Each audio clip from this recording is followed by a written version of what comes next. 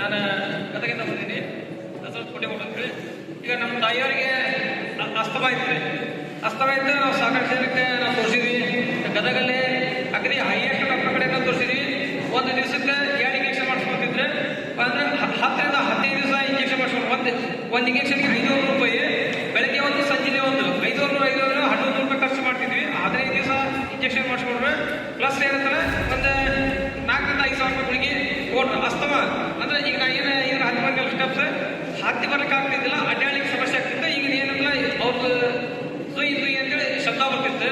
ನಾವು ಎಲ್ಲ ಕಡೆ ತೋರಿಸಿದ್ವಿ, ಮಾಡಿದ್ವಿ, ಅವ್ರು ಏನು ಕಂಟ್ರೋಲ್ ಆಗ್ತಾ ಇಲ್ಲ, ಒಂದು ಲೆವೆಲಿಗೆ ಕಂಟ್ರೋಲ್ ಬರ್ತಿತ್ತು.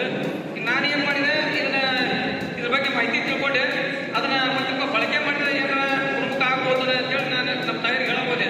ನಮ್ಮ ತಾಯಿಯರು ಏನಂದ್ರೆ 500 ರೂಪಾಯಿ ಇಂಜೆಕ್ಷನ್ ಮಾಡಿಸಿದ್ರು ಇರೋಂಗಿಲ್ಲ, ಇದರಿಂದ ಏನಾಗುತ್ತೆ ಅಂತಂದ್ರೆ ಅದ ನಮ್ಮ ಮಾತು ಕೇಳಿಲ್ಲ. ಸುಳ್ಳ ನೀ ಯಾಕೆ ರೊಕ್ಕ ಖರ್ಚು ಮಾಡ್ತೀಪ್ಪ, ನನ್ನ ಬಗ್ಗೆ ಖರ್ಚು ಮಾಡಬೇಡ ಅಂತ ಹೇಳಿದ್ರೆ ನಮ್ಮ ಇನ್ನೊಬ್ರು ಬಂಗಾಲ ಬಂದು